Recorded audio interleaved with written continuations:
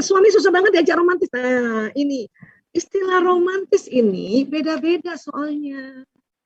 Banyak orang disangkanya romantis itu dipeluk-peluk atau dikasih kembang mawar. Romantis sekarang ini harus berdasarkan dia punya watak dan dia punya bahasa pengungkapan kasih sayangnya. Ya. Ada orang romantis atau ada suami ya, menurut dia udah romantis pada saat apa? Pada saat dia bantuin istrinya betulin talang air. Itu romantis juga. Karena si suami yang namanya romantis adalah melayani istrinya. Yeah. Kayak suami saya itu, dia romantis kalau apa? Dia beliin ya obat hipertensi saya. Saya gini-gini udah hipertensi soalnya. Dia belikan obat hipertensi di apotek, dia kasih. Ngasihnya juga enggak, Bu Isa, ini obat, enggak gitu. Dia taruh aja di meja saya. Itu romantis buat dia. Karena sesuai dengan wataknya, sesuai bahasa kasihnya pelayanan. Kalau saya, karena bahasa kasih saya sentuhan fisik, saya menganggap romantis kalau suami saya peluk-peluk saya. Cuman itu karena berbeda bahasa kasih ini, inilah yang nanti ya sulit ya si suami melakukan itu. Karena buat suami yang namanya romantis, saya layanin suami istri saya misalnya tadi istri saya bilang kacamatanya patah, saya lem, itu kata suami saya romantis. Sementara saya anggap romantis kalau saya jalan digandeng. Tapi 30 tahun ya jarang terjadi. Setelah saya belajar tentang bahasa kasih baru ngerti. Oh, saya yang romantis saya itu sentuhan fisik. Jadi saya ya yang melakukan. Jadi saya yang gandeng suami, saya yang peluk suami. Nggak apa-apa itu. Ya. Ada juga yang namanya romantis dipuji. Ya. Suami saya juga dia bahasa kasih keduanya memuji. Tadi pagi aja dia puji saya. Pujinya tuh bukan, Bu Isa cantik banget, nggak gitu. Pujinya nggak gitu. Ya, wis Bu Isa hebat, kenapa hebatnya? Saya bilang gitu ya. Seminarnya sampai malam, sampai malam. Itu pujian buat dia, bukan menghina. Ya, pujian. Waduh, Bu Isa nih sampai malam ini ngomongnya, ya alhamdulillah ayah jadi 24.000 kata sudah habis. Gitu. Itu saling memuji, itulah romantis. Nggak meluk, gitu aja. Ya. Ada juga yang romantisnya itu dengan ditemenin, cuman ngobrol aja, minum kopi, itu juga romantis. Ya. Jadi romantis ini berdasarkan kebutuhan. Ya. Nanti teman-teman Bu Wina cari ya, searching ya tentang bahasa kasih sayang ya. Boleh dari saya, boleh dari yang setara sumber lain. Nanti searching aja di YouTube ya. Kemudian bagaimana sih kok tulang belakang saya kurang nyaman? Oh, bisa jadi nih kalau tulang belakang nih, karena tulang belakang menyanggah kita, menyanggah badan kita, ini tidak nyamannya banyak hal. Satu, bisa saja berat badan. Ya, kita over, maka tulang belakang capek menyanggahnya. Kedua, tentu juga faktor umur.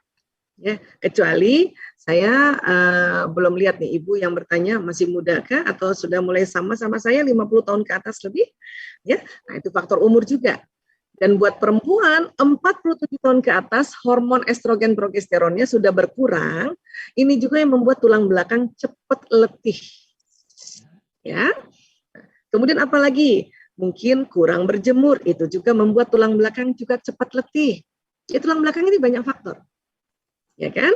Ya, kurang olahraga. Kita perempuan ini jarang olahraga. Nggak kayak laki-laki. Laki-laki memang di otaknya ada otak olahraga. Kita nggak ada otak olahraga. Kita di otak kita itu, di bagian belakang itu adanya otak belanja. Itu ada tuh risetnya kayak gitu tuh. Ya, makanya kalau belanja langsung happy. Gitu. Ya, saya kalau datang ke tempatnya C4, ya kan selalu ada bazar tuh. Waktu itu ya sebelum pandemi, itu saya gembira loh. Walaupun cuma lihat-lihat doang. Ya, nah itu perempuan. Ya.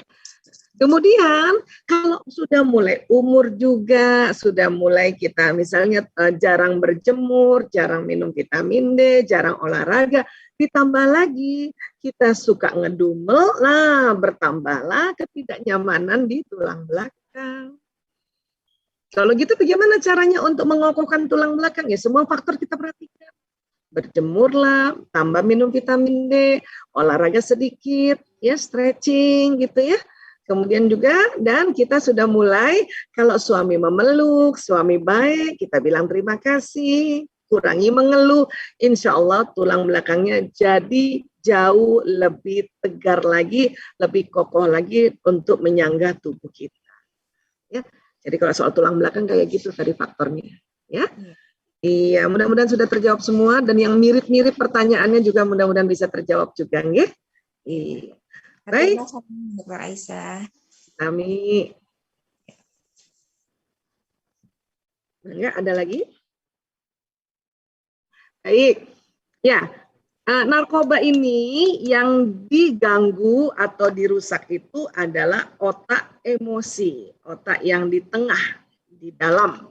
Ya, jadi di dalam otak manusia itu ada otak di tengah, namanya otak emosi. Ini yang diganggu oleh narkoba.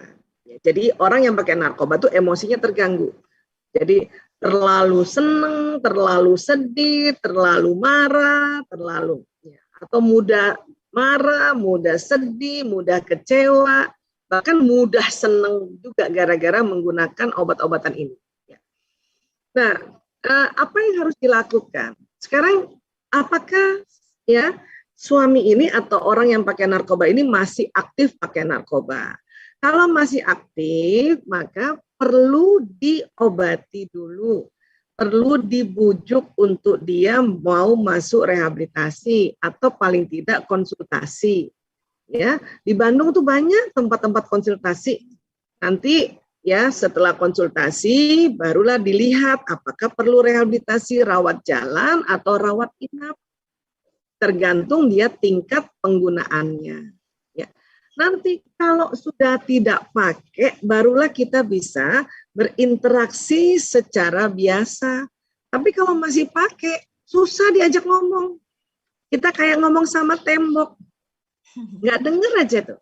Karena dia masih ya ketergantungan badannya, karena sakit badannya. Ya, jiwanya sakit, emosinya labil, maka perlu diobati terlebih dahulu.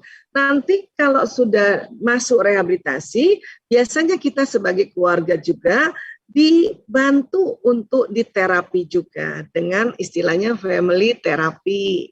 Kita diberitahu cara-caranya bagaimana nanti mendampingi si keluarga yang kena narkoba ini kalau nanti sudah di rumah.